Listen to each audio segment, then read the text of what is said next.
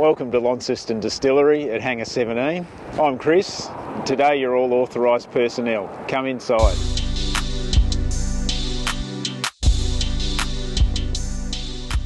We're quite pleased that the heart of the place is from Tassie. So the mash tun, the brewing stand and the two stills, the centrepiece of the place, was made by Peter Bailey, Naplur in Hobart. Peter's made the mash tun for us, so we've got a brew going away in there today, just mashed in, into the fermenters for a week. People know that I worked at Bogues before I got into whisky, so if I got someone else to do the brewing for me, I needed to kick up the backside, I think. So it's nice. I think you're just in total control of your whole process. To me, it's just staying true to where you're from and giving the product that sense of place.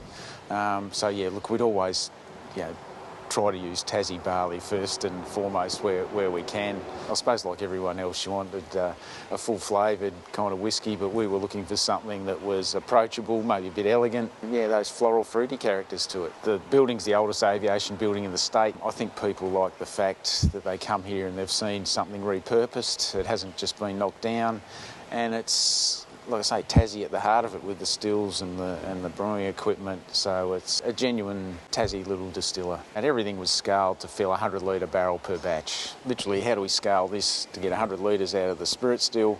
Scaled that, then working backwards. We've designed and scaled everything to be in balance and give a nice process flow and give us 100 litres every batch. So it was a mixture of Tawny casks and bourbon casks, and it was really a matter of working through what kind of combination work for you, and I'm really happy with how it's worked out in the end. It's got the Whisky Club stamp on it. You guys have, it's got Launceston's DNA, but it's got, your stamp on it too. I want to say a big thank you to you guys for taking us through the entire process of your distillery. It's been amazing to hear you wax lyrical, Chris. Thought we'd at least get a chance to do our tasting notes on it. Jonnie, why don't you take it away a little bit? Dealing with Chris here, we wanted to really bring a whisky to the club for our members. So a whisky that, attunes to their palate essentially as well, but also brings the essence of Launceston Distillery to them too. You've absolutely nailed that, and it is that the club's palate is one that is rich and sticky, and we love big flavours, and then the Lonnie palate is sweet and bright and fruity, and I think it's a match made in heaven. I mean, let's start on the nose. What are we getting, guys? I think there is immediately just an amazing nutty character coming straight off that nose. I think that's the first thing that's hitting me. The characteristics of the nuts that I'm getting through on this, get some lovely walnuts and some caramelised pecans as well, I think come to fruition especially really nicely. Caramelised, bang on with that. That is sticky sugar in an absolutely delicious way. And you say Tawny's the backbone. So this was an 80-20 Tawny double cask? That's it. Yeah. That's an enormous ratio of Tawny, but it doesn't present as being overcooked in any way. It's really nicely balanced around. Very good. That's it, and I guess the ex-Bourbon coming through as well just helps to balance and spread that Tawny out across the palate. Yeah. Whiskey's one of those things where if it's in my glass, I'll probably just keep lifting it up to my nose and constantly smelling it. You watch how things open up in the glass over a period of time. Flavours and different profiles, they won't be there at the start, but they're going to come through as they open up in the glass as well. So as this opens up, you still got that really bright citrus, champions through. Yeah, let's get some palate thoughts, guys.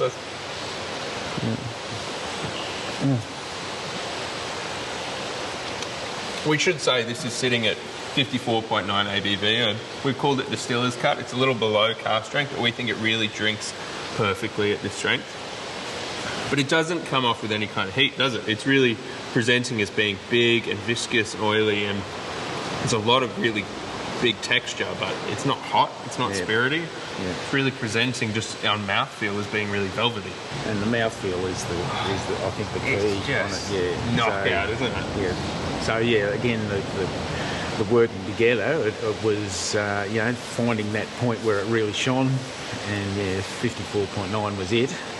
That's it. Maintaining that mouthfeel was quite an important part of the whole thing, I think. Most certainly. And then obviously taking it down, by 0.1% every single time and having a look at it. Finding the sweet spot. That's it. That sweet spot really popped in. Yeah. Just from front to back, that's such a journey though, isn't it? I mean, there's the candied citrus on the front, and then it gets to caramelising stone fruit and big, rich, sticky flavours at the back.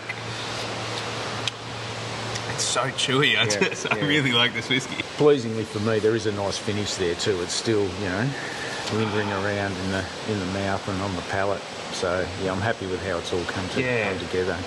I'm just enormously impressed with this whiskey, and absolutely chuffed that you've made it for us and made it for the club, and an enormous thank you to you, I guess, for showing us around, taking the time out of your day as well. It's no drama at all. I'm really pleased to have you guys along, but don't say that, we'll be back. At the end of the day, we've contributed to it, but you guys have put your fingerprints on it too, your mark on it to make it. It says exclusive for the Whisky Club, and that's genuine. You know, you guys have helped build this too, so. And of course, the only place you can get this whiskey is from the Whisky Club. So if you're not a member, sign up today. There you go.